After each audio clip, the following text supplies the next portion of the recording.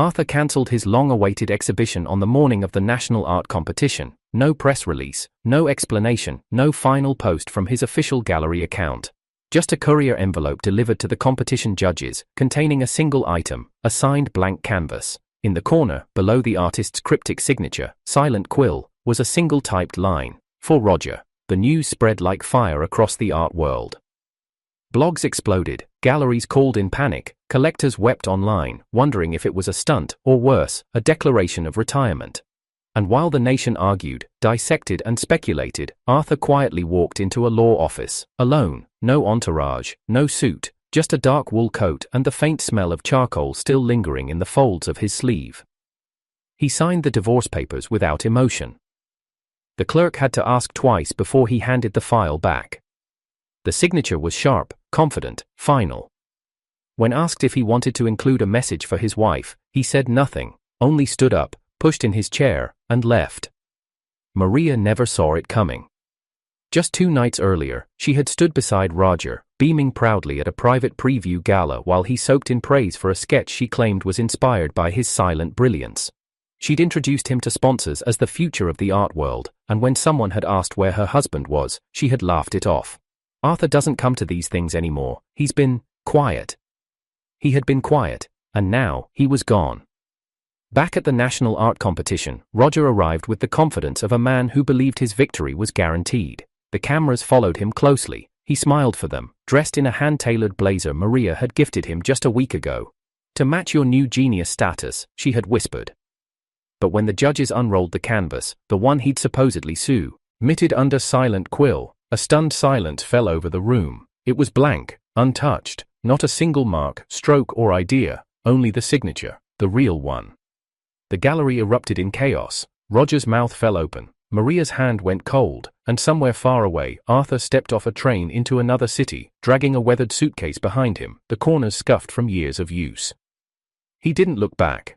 Arthur met Maria under the cracked roof of a public school art room when they were both 12. She had bruised knees from running track and a temper too fast for most teachers to handle. He had a sketchbook filled with buildings, forgotten faces, and things that never smiled. They sat together during free period, she because she was in detention, and he because he liked quiet. She used to sneak glances at his drawings, teasing him about the way he shaded clouds like sorrow. He never said it, but she was the first person who made his hand stop trembling when he held a pencil. By the time they were 18, Arthur was winning anonymous illustration contests in France while Maria was top of her business class. They made a promise under a yellowing maple tree behind the school, they would build an empire together. He'd paint, she'd build the walls to hang his art on. When Maria's father's company crumbled in her final year of college, she nearly quit everything. But it was Arthur who offered his anonymous paintings, sold under the name Silent Quill, to prop up the brand.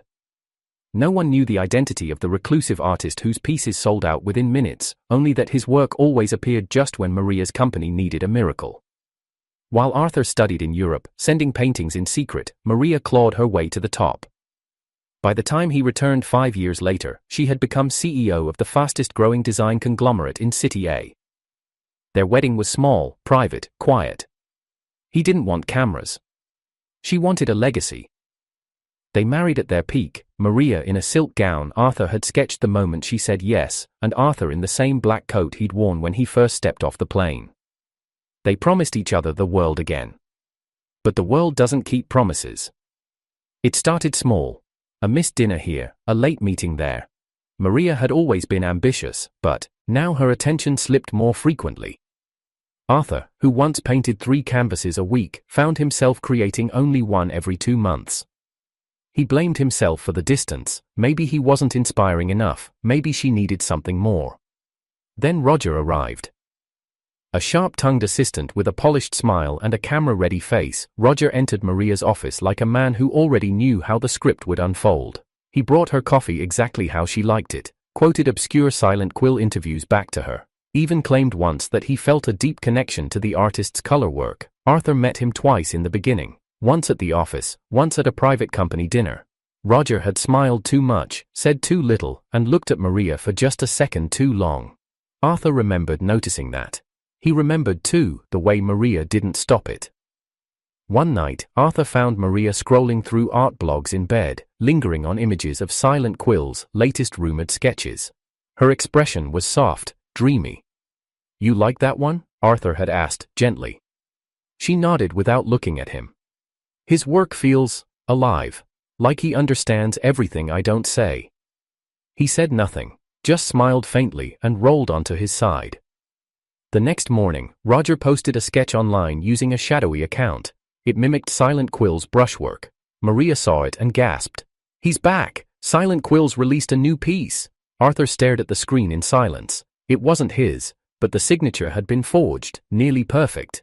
That night, Maria came home late. She smelled of champagne and triumph. "Roger has talent," she said, toeing off her heels. "I think he might be the one I've been looking for to collaborate with. He's different."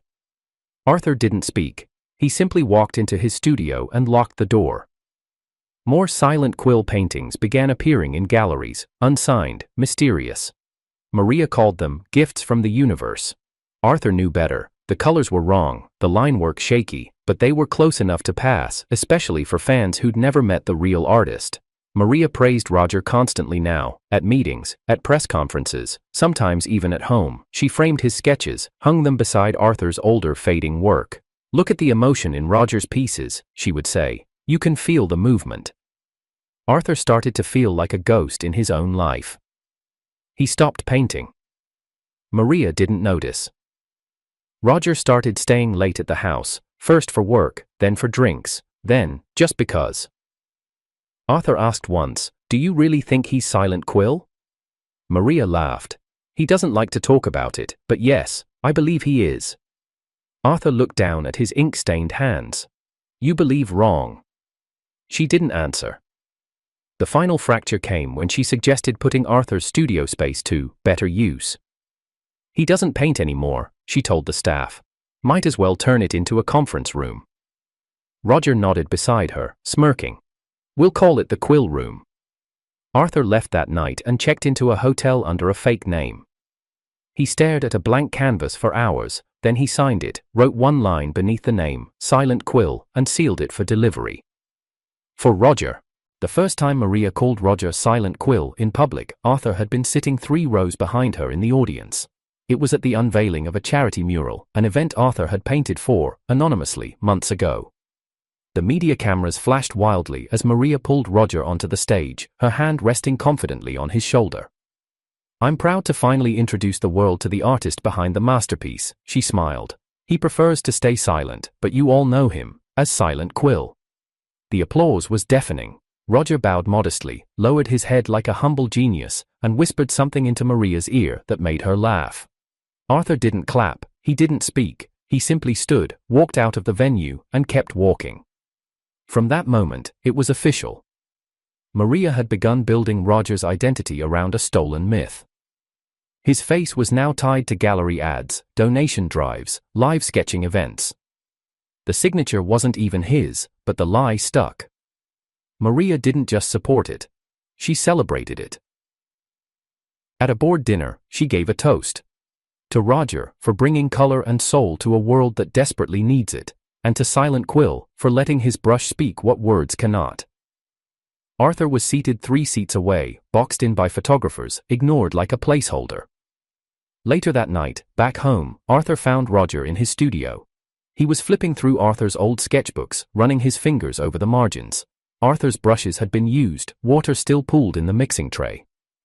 "Get out," Arthur said calmly. Roger turned, startled.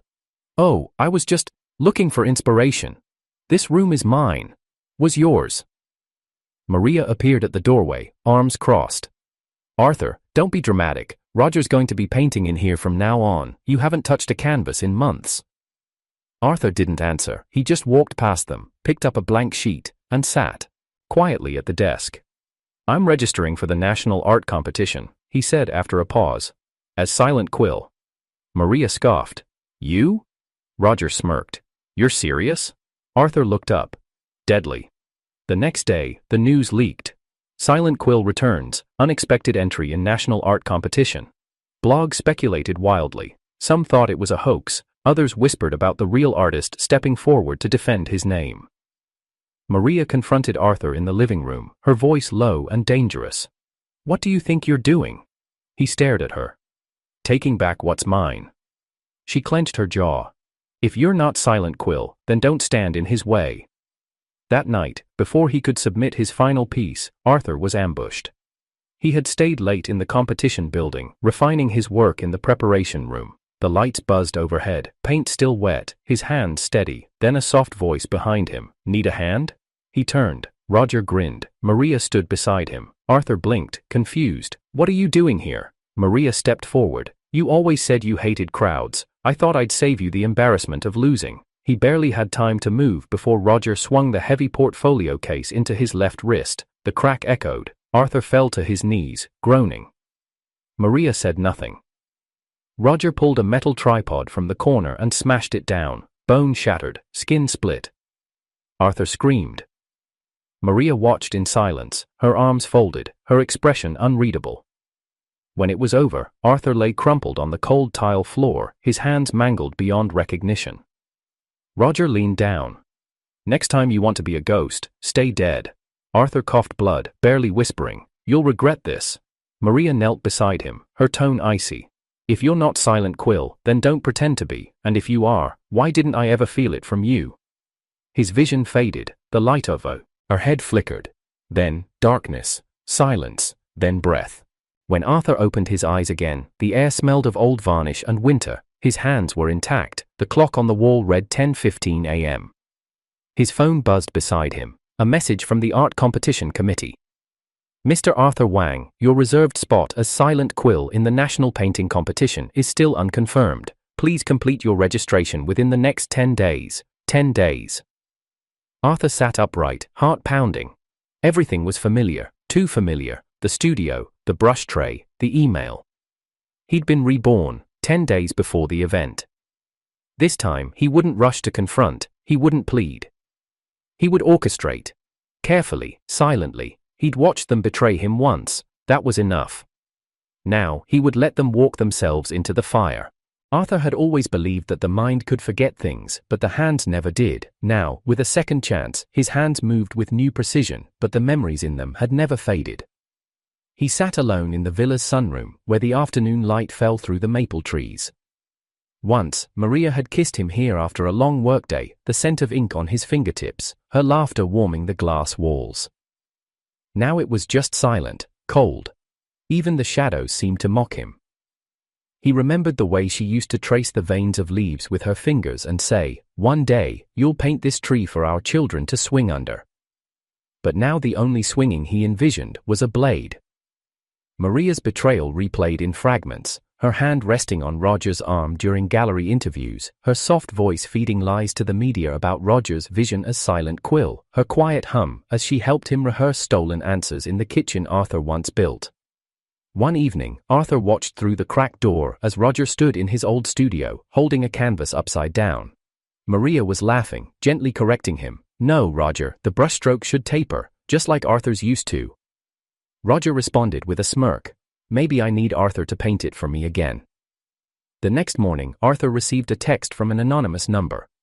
"Roger, I'm really struggling with the new piece. I know we haven't always seen eye to eye, but maybe you'd be willing to paint one last time, for me? I'll pay." Arthur stared at the screen, the corners of his mouth twitching in disgust. He typed slowly. "Arthur, let's not talk about money. I'll paint something for you right away." He sent the message, then pulled out a blank canvas. Carefully, meticulously, he signed it with the real Silent Quill signature. No sketch, no color, no soul, just a trap. He sealed the canvas and set it by the door. His hands were steady. Lol. His mind was not. That night, Arthur walked to the back of the villa and opened a trunk that hadn't been touched in 3 years. Inside were all the relics Maria once claimed to treasure: letters, drawings, childhood Polaroids, half-burnt candles from their first shared apartment. He lit a match and dropped it. The flame consumed them faster than he expected. By the time the last letter curled into black ash, Arthur stood in a darkened room lit only by the blaze and the faint glint of a train ticket tucked into his coat pocket. City B, one way. He had already cancelled his competition entry. Let them fight over it. The next day, a courier envelope arrived from the National Art Guild. Arthur opened it casually. Inside was a letter. Dear Mr. Wang, your honorary trophy for artistic contribution has been successfully claimed, signed by Roger F. Lin. His fingers clenched the paper until it crumpled. 2 hours later, Arthur arrived at Maria's office unannounced. The secretary hesitated at first, but Arthur's calm voice cut through any resistance. Inside the penthouse floor, Roger sat comfortably in Arthur's old reading chair, sipping red wine, the crystal trophy proudly displayed beside him on the glass table. Maria stood behind him, casually scrolling her phone. Arthur didn't say anything at first, he simply walked up to the trophy and reached for it. Roger smirked. Yours? I signed for it. That makes it mine, doesn't it? Arthur's hand hovered over the base. Give it back. Or what? Roger said louder, making sure Maria could hear. You'll hit me in front of her? Before Arthur could respond, Roger grabbed the trophy and smashed it against the marble floor. The glass shattered, pieces skidding across the room. A sharp shard slashed Roger's forearm, blood dripped dramatically down his sleeve. Oh God! Maria rushed forward instantly, panic in her voice. Roger, are you okay? He clutched his arm, gasping. I didn't mean to break it. Arthur tried to take it from me. He scared me. Arthur stood frozen, glass cutting into the soles of his shoes. He said nothing. Maria glared at him. What is wrong with you? Do you even realize what you've done? He turned, walked past her without a word, and disappeared down the hall. In his room, he opened the drawer. The divorce agreement was still there, unsigned. Her name had been written weeks ago. She had been the one to bring it up. He stared at it for a moment, then picked up the pen. Arthur Wang. Ink glided across the paper like it had been waiting to be released. 15 years of love, 3 years of marriage, all signed away with a flick of the wrist. He left the document in the center of the bed, placed neatly beside a paperweight Maria had once gifted him. Later that night, he began coughing violently. At first he thought it was just stress. But then the blood came. Hot, thick, staining the sink. By the time the ambulance arrived, he had collapsed in the hall. When he opened his eyes again, the hospital light was pale yellow. The doctor leaned over him, whispering urgently to the nurse. Too much blood lost, we need a donor match now. Maria stormed in moments later, out of breath. I'm a match. I'll donate. But... Arthur tried to lift his hand toward her. She slapped it away. You want my blood? Fine. But you promise me, on paper, if needed, that you will never target Roger again, not in business, not in art, not in life. Arthur stared at her in disbelief. The clock ticked. 30 seconds. 20.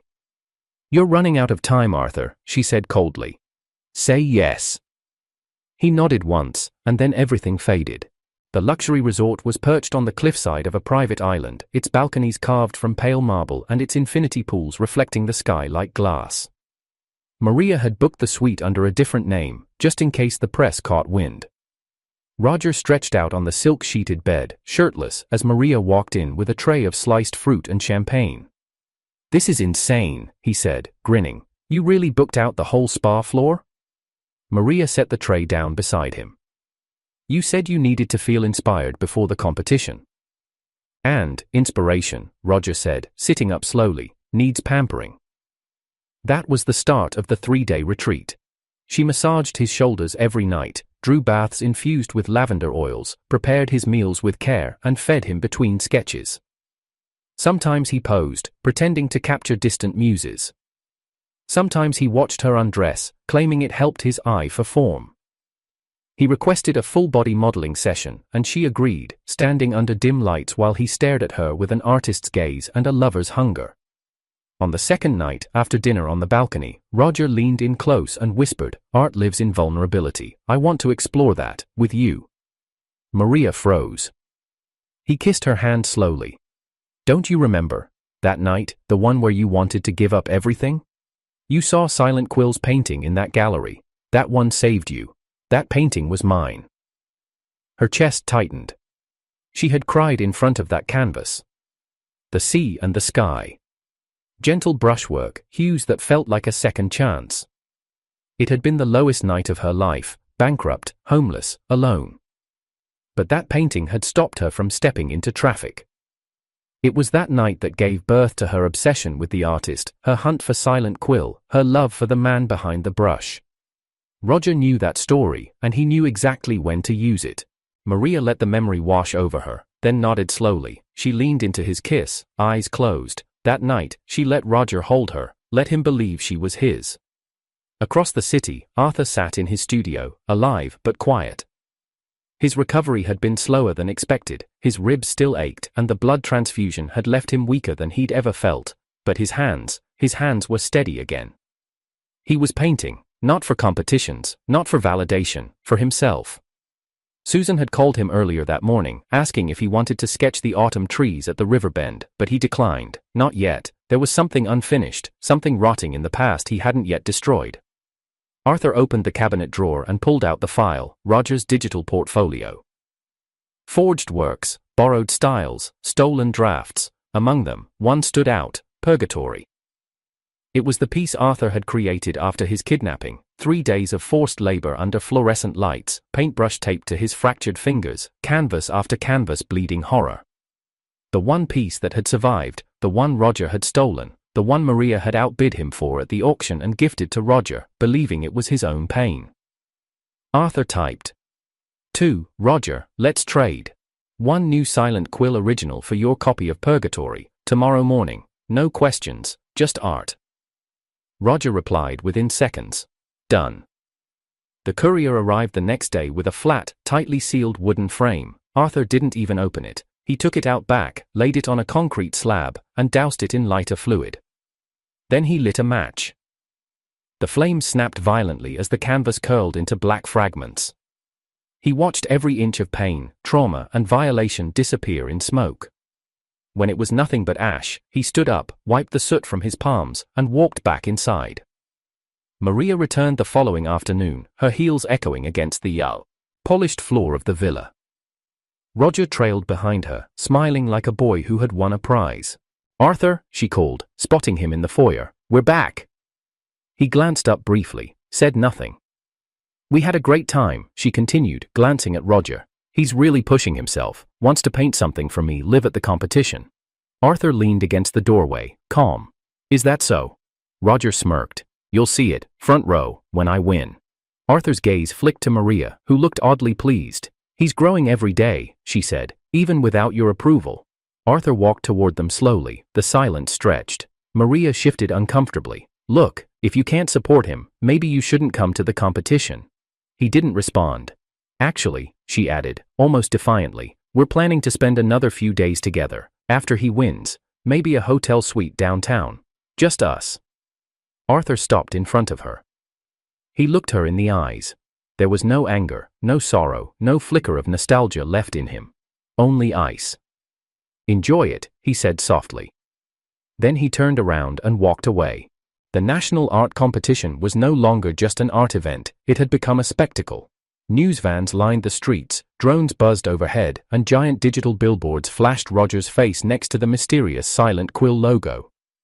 A sea of banners reading, "Believe the brush," waved in the wind as Maria stepped out of her limousine, wrapped in a custom satin gown, patterned with abstract brushstrokes meant to echo his style.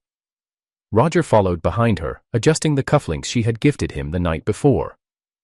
Camera flashes exploded like fireworks as they entered the venue. Roger Lynn, is this the year Silent Quill reveals himself to the world? President Maria Liu, is it true the final masterpiece will be dedicated to you? Maria gave her usual soft smile. You'll see for yourself. Roger didn't answer. He just nodded slightly, eyes hidden behind tinted designer glasses, trying to mask the beads of sweat already forming at his hairline. Inside, the competition hall was a cathedral of anticipation. Artists from across the country had gathered, some skeptics, some believers, all with paint on their fingers and fire in their eyes. But Roger was the one everyone watched. Is that really him? Someone whispered. Can't be. Silent Quill wouldn't show up like this. He has a PR team. Since when do painters need PR? He's a fraud. He's a genius. Roger stepped up to his private booth, an isolated glass chamber where contestants would paint in silence for 3 hours before unveiling their final work to the judges. His hands trembled slightly as he uncapped his brushes. He hadn't brought any sketches, no drafts. He was expecting Arthur to save him again. But the blank canvas stared back at him like a silent judge. Maria stood just outside the booth, her arms crossed, watching intently. "Take your time," she mouthed to him. "You've got this." He nodded, then turned back. To the canvas, paint hovering in mid-air, unmoving. 10 minutes passed, then 20. His brush hadn't touched the surface. Outside, the judges murmured behind their panels. "What is he doing? He's panicking. He's not the real one." The crowd watching the livestream grew restless. Comment threads exploded. Maria clenched her fists. "He's just thinking. Silent quill works best in silence." One of the judges whispered, "Then why enter a public competition?" Inside the booth, Roger finally dipped the brush into a pale gray, then hesitated. His stroke came out shaky, like it didn't belong. He paused, wiped it away, tried again, smeared it, tried again. His face turned pale. His eyes darted to the corner of the room. No Arthur, no salvation. Time dwindled. With only 30 minutes left on the clock, Roger abandoned the brush entirely and turned to his phone, a plan hatched in panic. He downloaded the screenshot Arthur had sent weeks ago, the direct message where Roger had begged the real Silent Quill to paint something for me, I'll pay anything. He printed it, enlarged it, framed it against a backdrop of white, then covered it with a black cloth. 3 hours later, the moment of truth arrived. Each contestant wheeled their artwork onto the stage.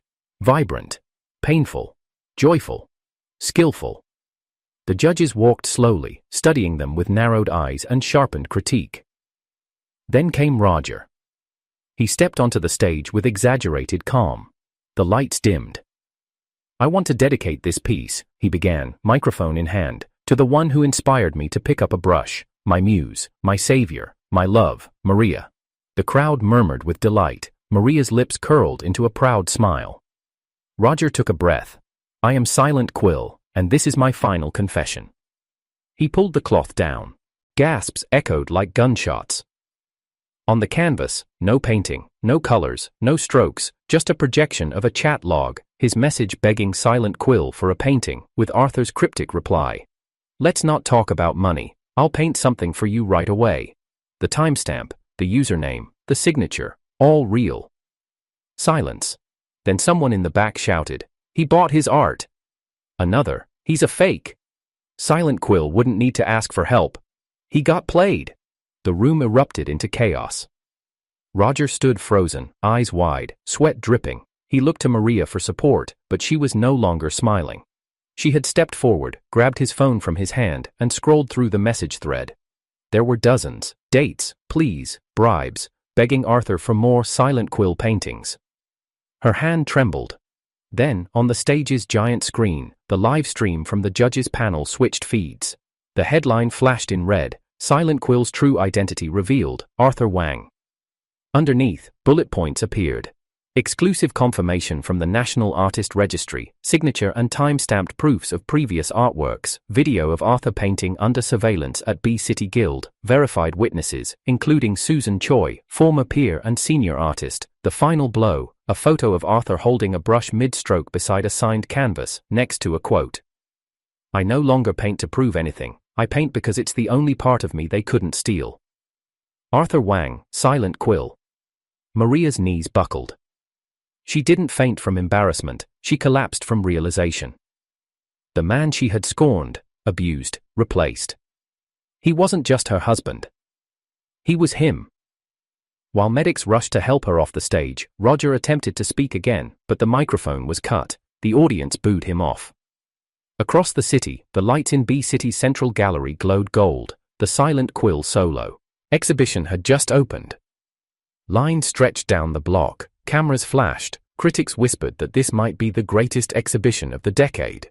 Arthur stood at the entrance, dressed in a black turtleneck, flanked by press and fellow artists. He wasn't smiling, but he wasn't bitter either. Susan stood beside him, elegant in an ivory dress. Her calm presence complemented his composed silence. The crowd watched as she slid her hand gently into his. When the doors opened, guests flooded in, gasping at the collection. At the center of the room, lit under a singular spotlight, hung the largest painting of them all. A portrait. Soft brushstrokes shaped a woman gazing gently over her shoulder, light falling on her cheek, her eyes filled with quiet strength and warmth. The title read, "The Real Bride." At the bottom of the frame, written in Arthur's steady hand, "To Susan, my future wife." It started with flowers, peonies, Arthur's favorite, delivered to the gallery's back entrance with no note, just an embossed card that read, M. Then came the art supplies, rare pigments from Florence, custom brushes from Kyoto, a hand-bound sketchbook with his initials pressed into the leather. Each gift was returned without a word. Then the dresses, designer collections Maria used to wear when she accompanied Arthur to galas. She left them with the receptionist. They too came back, tags untouched, still sealed in plastic. Finally, she sent a letter, not just a note, but an apology, sprawled across 5 pages of trembling handwriting. It wasn't about love, it was about guilt. "I was blind," she wrote. "I thought fame meant love. I thought control meant affection. I buried your name behind another man's brush just to see myself rise. And you still painted." Susan was the one who intercepted it. She didn't tear it, she didn't mock it. She simply walked into the room, holding it loosely in one hand. Maria stood near the steps of the gallery, as if rehearsing a final performance. "I came to apologize," Maria said, voice soft, eyes darting between Susan's calm expression and the envelope in her hand. "No," Susan said. "You came to absolve yourself. There's a difference." Maria's eyes widened. "You're not sorry for what you did to him," Susan continued, stepping closer.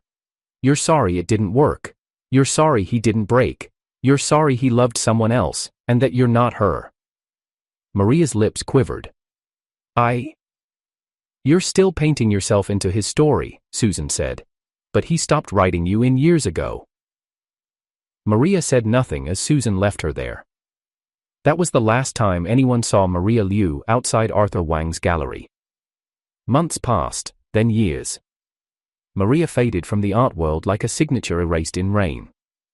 Her once dominant art accounts went dark.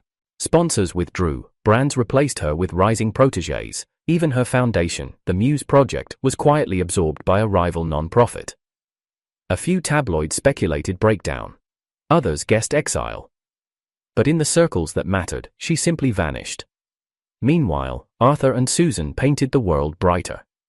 Their joint exhibitions crossed borders, from Shanghai to Stockholm, New York to Nagoya. Their gallery openings were part museum, part miracle. Reviewers spoke of the stillness in Arthur's strokes and the warmth behind Susan's light. He never sought revenge. He never mentioned Maria's name again. He simply kept painting, and he kept Susan beside him. They didn't need grand gestures, just quiet moments, his hand brushing hers under the table. Her laugh when his brush fell onto his shirt. Sunday mornings spent painting different versions of the same scene from their window. He was finally living the life he had once imagined, with the woman who saw his silence not as a flaw but as a language she'd learned to speak fluently. 2 years later. The Elysian Dreams exhibit launched in Paris, a curated masterpiece of Arthur and Susan's collective journey through loss, reinvention, and love. The crowd was an ocean of elegance, curators, collectors, and critics all mingling beneath golden lighting and crystalline wine glasses. At the center of the exhibition hung the latest of Arthur's emotional behemoths. A painting titled Frost. It depicted a frozen lake under a silent sky, a single figure standing at the edge with her reflection cracked across the surface, distant, cold, and beautiful, but unreachable. The piece sent shivers through the crowd. Susan stood beside Arthur in a soft cream dress, her hair pinned loosely with small blue blossoms. He reached up during a lull in the chatter and gently tucked a strand behind her ear. "Let's go," he whispered. She smiled. They walked past critics and collectors, hand in hand. In the far corner of the gallery, away from the lights, hidden by shadows, stood a woman in dark glasses and a long black coat. Her hair was dyed ash gray, her scarf drawn tight. Maria. She didn't speak, she didn't move, she just watched as the man she once owned passed her by without even blinking. No anger, no recognition, just peace, and that hurt more than hatred ever could. As the last of the guests followed the couple out of the main room, Maria's knees gave out. She dropped to the floor by the wall, just beneath the dim spotlight of a forgotten corner. There, barely visible to anyone else, hung a small painting. one she herself had created. Swing. A simple canvas from Arthur's early days. Two children laughing on a backyard swing. Maria had painted it for him when they first moved in together, years before the betrayal, back when love still felt raw and clumsy and unguarded. Arthur had kept it, but unlike his other works, Swing was poorly lit, slightly off-center, the paint faded with age. It wasn't vandalized, it wasn't glorified, it simply existed, forgotten, like a footnote to a chapter he had long stopped rereading. Maria placed her hand against the wall and cried, silently, painfully, until the gallery lights dimmed completely. Outside, Paris glowed like a watercolor in motion. Inside, two paintings told the story of what had been. Swing, a relic of a love once pure. Frost, a monument to everything that followed and everything he had overcome. Maria would leave that night, no fanfare, no final words. Just the sound of her own footsteps fading beneath the moonlight. And inside the gallery, Frost remained, untouched, eternal. A painting not of revenge, but of closure.